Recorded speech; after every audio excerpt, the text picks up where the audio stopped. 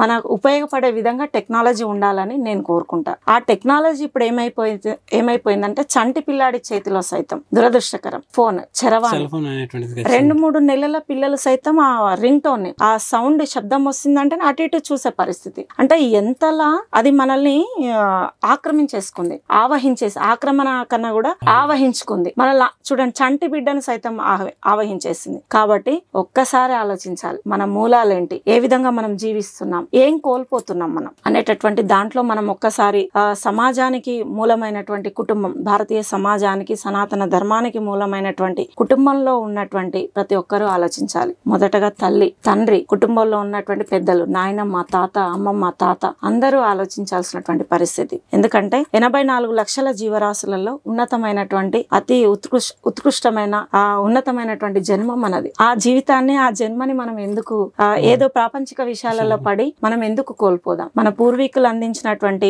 నైతిక విలువలు కావచ్చు, పద్ధతులు కావచ్చు, పద్ధతులు అంటే సాంప్రదాయాలు, జీవన విలువలు, ఋషి పరంపరలో వాళ్ళు దర్శించి మనకు అందించినటువంటి ఆచారాలు, పద్ధతులు, సంస్కృతి, మన జీవన విధానం అంటే అదే మన ధర్మం.